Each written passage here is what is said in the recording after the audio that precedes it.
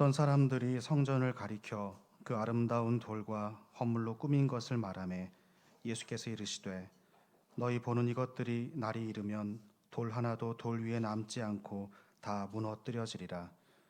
그들이 물어 이르되 선생님이여 그러면 어느 때 이런 일이 있겠사오며 이런 일이 일어나려 할 때 무슨 징조가 있사오리까?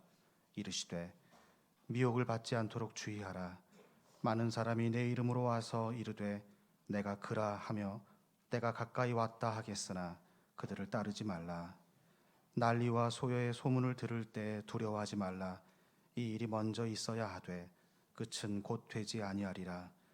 또 이르시되 민족이 민족을 나라가 나라를 대적하여 일어나겠고 곳곳에 큰 지진과 기근과 전염병이 있겠고 또 무서운 일과 하늘로부터 큰 징조들이 있으리라. 이 모든 일을 전에 내 이름으로 말미암아 너희에게 손을 대어 박해하며 회당과 옥에 넘겨주며 임금들과 집권자들 앞에 끌어가려니와 이 일이 도리어 너희에게 증거가 되리라. 그러므로 너희는 변명할 것을 미리 궁리하지 않도록 명심하라. 내가 너희의 모든 대적이 능히 대항하거나 변박할 수 없는 구변과 지혜를 너희에게 주리라. 심지어 부모와 형제와 친척과 벗이 너희를 넘겨주어 너희 중에 몇을 죽이게 하겠고 또 너희가 내 이름으로 말미암아 모든 사람에게 미움을 받을 것이나 너희 머리털 하나도 상하지 아니하리라. 너희의 인내로 너희 영혼을 얻으리라. 하나님 말씀입니다.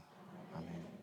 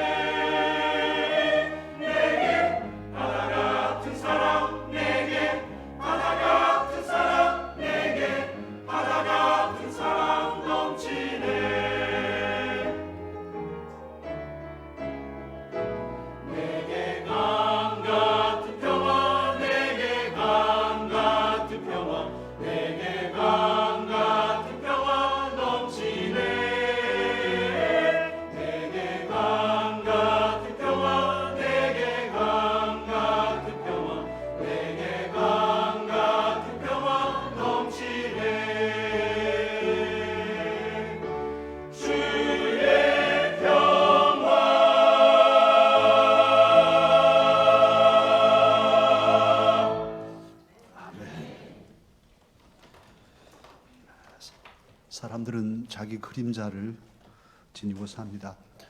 여러분은 최근에 여러분의 그림자를 보신 적이 있는지요? 대부분 사람들은 그림자를 까맣게 잊고 살아가지요.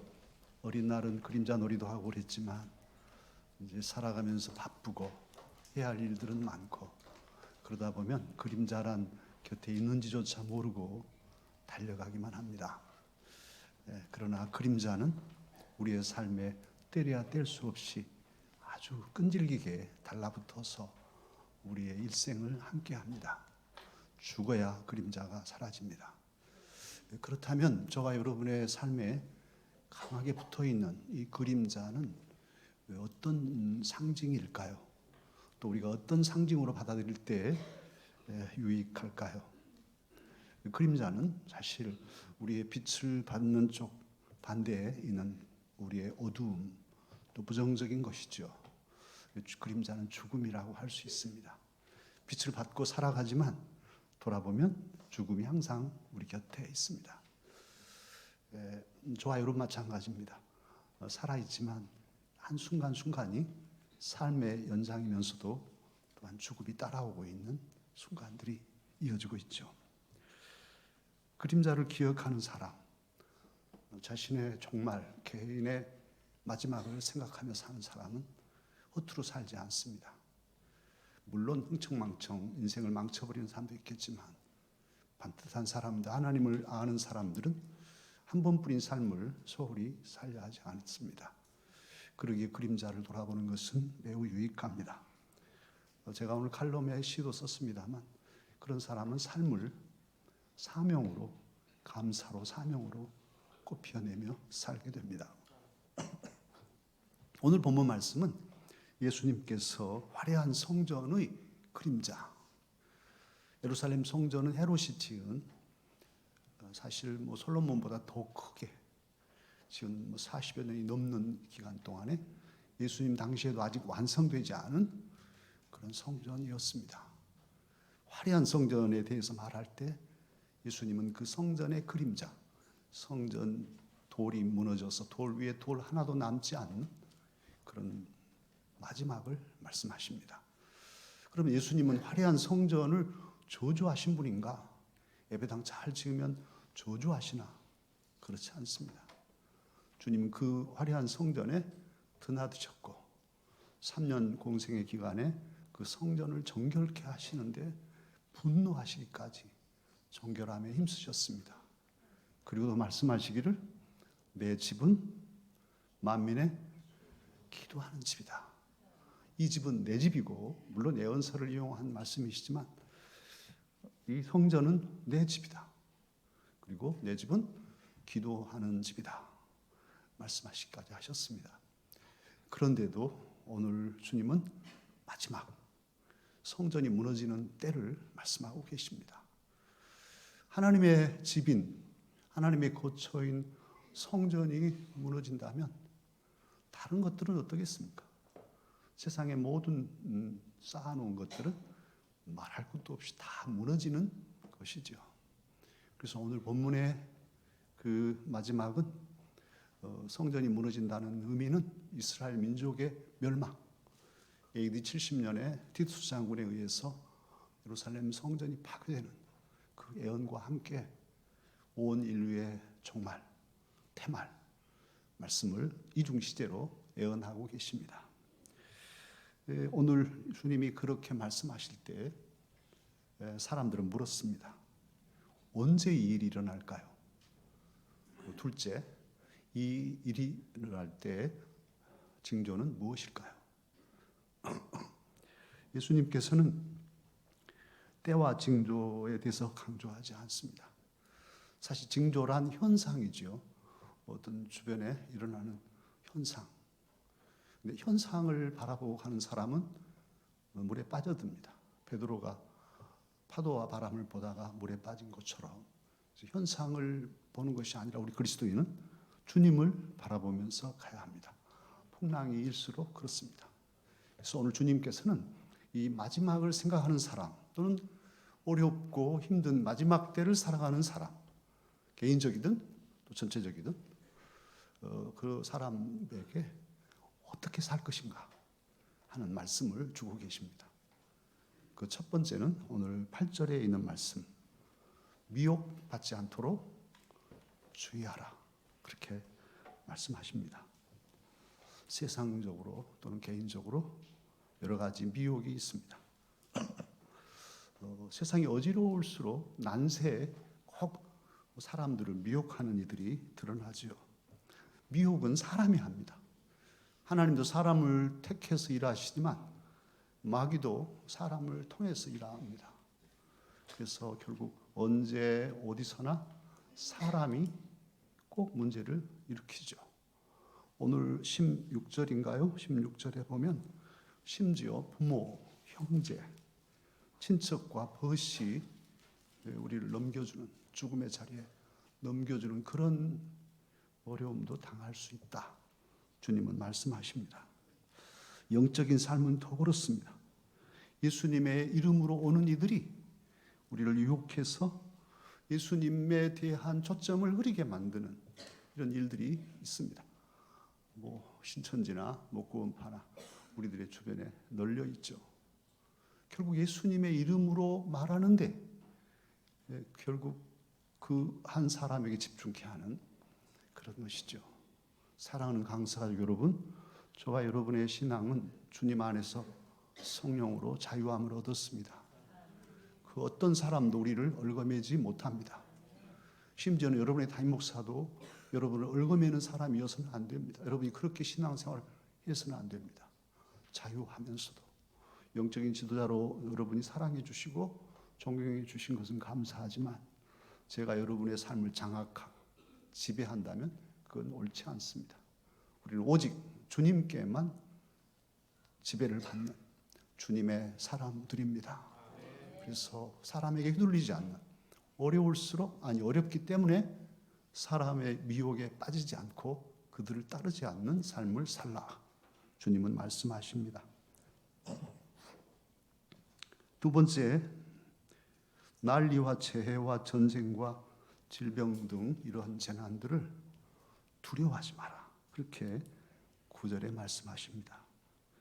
두려움은 믿음이 없을 때에 일어나죠. 그럼 믿음의 사람들은 두려움이 없는가? 성경에 나오는 모세나 여호수아나 다윗 정도면은 두려움 없이 괜찮아요, 이렇게 살아가는가요? 그렇지 않습니다.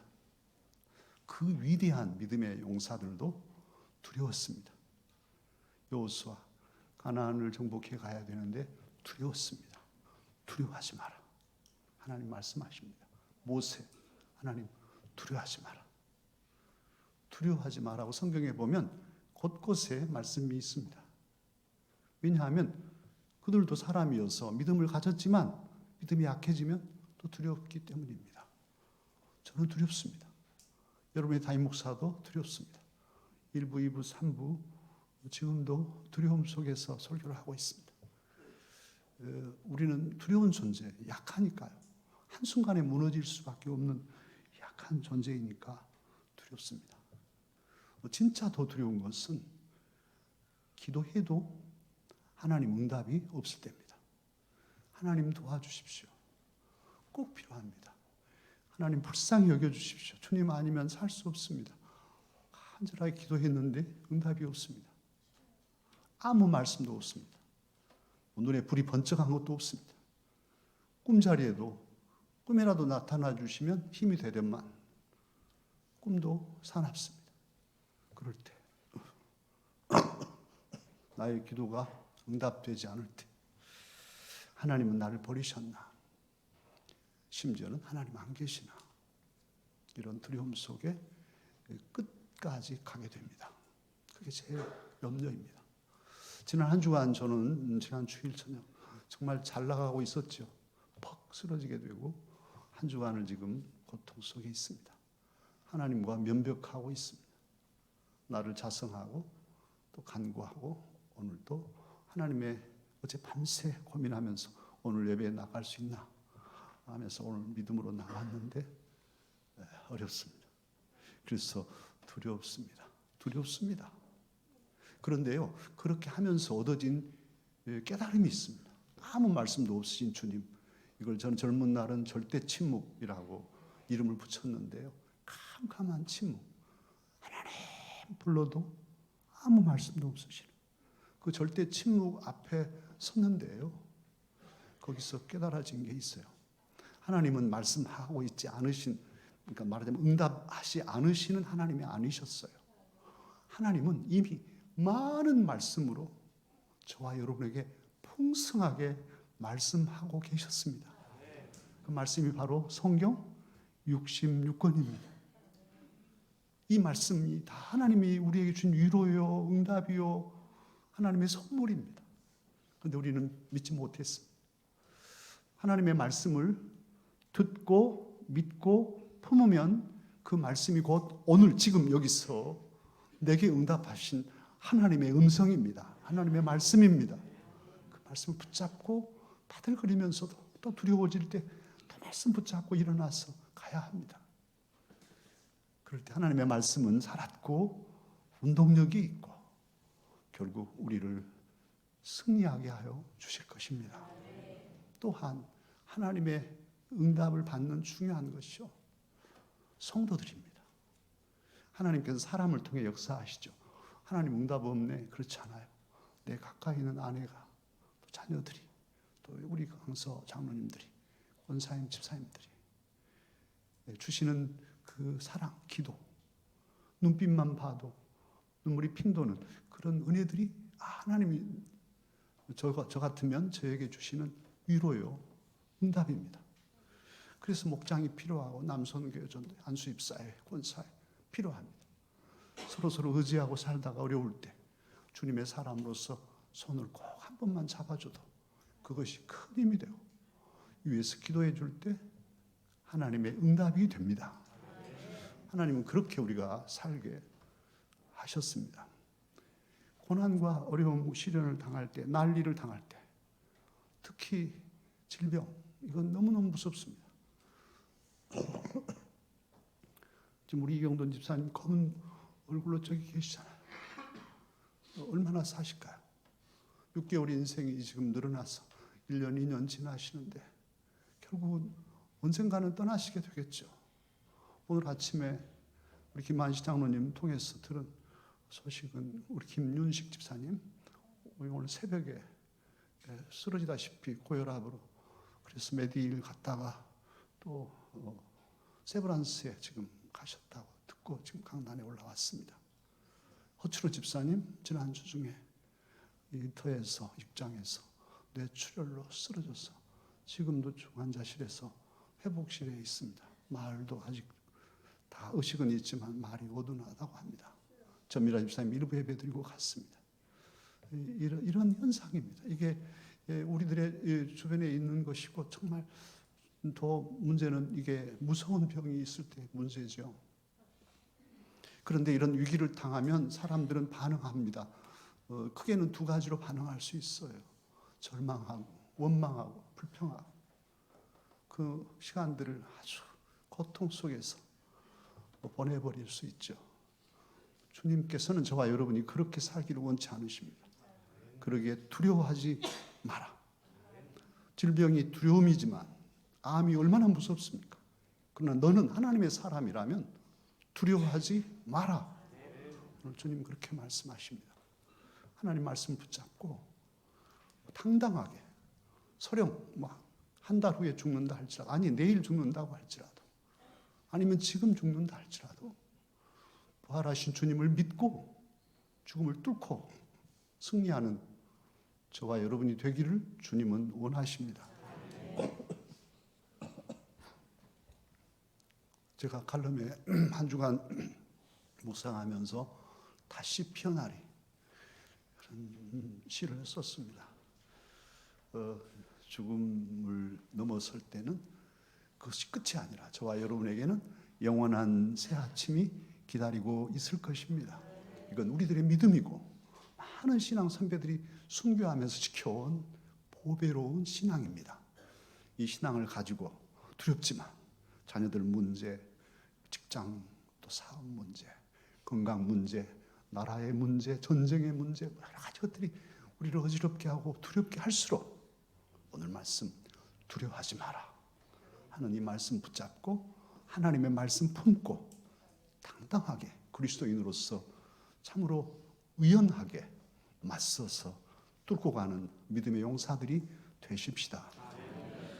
주님은 세 번째로 말씀하십니다. 인내하여 최후 승리하라. 그런 뜻이죠. 명령으로 써 있지는 않지만 19절 마지막 결론적으로 하신 말씀이 너희의 인내로 너희 영혼을 얻으리라. 다시 말하면 너희가 인내해라. 그래서 너희가 구원을 얻도록 해라. 그런 말씀이죠. 저와 여러분 그리스도인입니다. 예수님을 구주로 믿고 사는 그리스도의 사람, 그리스도의입니다. 모든 그리스도인은 그러기에 고난을 피할 수 없는, 고난을 짐져야만 하는 운명적 존재라고 말할 수 있습니다. 여기 A라는 길이 있고 이 길은 힘들고 어렵고 고통스럽고, B라는 길이 있는데 이 길은 편하고 유익하고 쉽고 그런 길이 있다면, 뭐 어느 한쪽만 있다면야 어쨌든 그 길 갈 수밖에 없겠지만 둘 중에 택해라 하는 선택이 우리에게 주어진다면 그리스도인은 우리는 항상 고난을 선택해야만 할 운명적 존재입니다. 주님의 교회도 일이 있습니다. 누군가는 참으로 찬바람 맞아야 되고 땀 흘려야 되고 힘들고 고통스럽고 누가 알아주지도 않고 그런 일이 있고, 낯도 나고 쉽고 좋은 그런 일이 주어졌을 때 둘 중에 하나를 택해야 할 때 그리스도인은 어디를 택해야 하겠습니까? 우리는 고난을 세상 사람들은 다 피해 가려고 하지만 우리는 고난을 감수하는, 몸으로 짊어지고 가는, 바울 사도님의 말씀으로 하면 내 몸에 그리스도의 고난을 채운다, 부어서 넘치게 하는 것이 정도입니다. 왜 그러냐? 왜 우리는 운명적으로 고난을 감당해야만 하는가? 그것은 바로 저와 여러분이 믿고 의지하는 예수 그리스도 그 주님께서 고난을 당하셨기 때문입니다. 십자가에 달려서 하나님의 아들이시고 하늘 영광을 누리실 분이지만 그것이 정도이기에, 우리를 구원하는 정도이기에 사람으로 오셔서 친히 매맞고 고통당하고 수치당하고 십자가에 달려 죽으셨습니다. 그분이 저와 여러분의 주님이십니다. 그 주님이 말씀하셨습니다.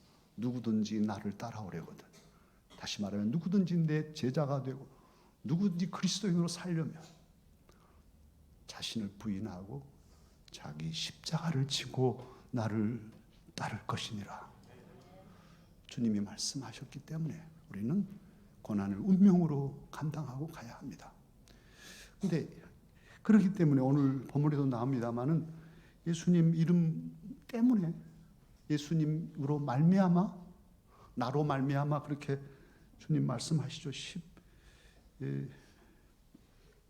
16절입니까? 10몇 절입니까? 예, 17절. 또 너희가 내 이름으로 말미암아 모든 사람에게 미움을 받을 것이다. 하나도 미움 받을 이유가 없지만 예수님 믿는 이 일 때문에 우리는 미움을 당하고, 예수님 믿기 때문에 따질 일도 또 못 따지고, 아예 저 사람이 내가 목사인 줄 모르면 저도 따질 수 있지만 강석교회 담임 목사인지 뻔히 아는데 시비 걸 수 없습니다. 이건 주님의 영광을 가리기 때문에, 주님 이름 영광 가릴까 봐 주님 때문에 우리는 손해도 보고 불이익도 당하고 희생을 강요당하고, 당신이 예수 믿어? 그러면 당신이 희생해야지, 이렇게 강요도 당할 수 있습니다. 우리는 어떻게 합니까? 고난을 피해 가야 되겠습니까? 오늘 주님께서는 말씀하십니다. 손해보고 불이익을 당하고 희생을 강요당할지라도 오늘 주님 인내하라, 참아라, 그리고 감수하라, 그런 말씀을 해주고 계십니다. 그렇다면 어떻게 이렇게 사람인데, 우리도 사람인데 그렇게 불이익과 고난, 고통을 잘 참고 이길 수 있을까? 어떻게 인내할 수 있을까?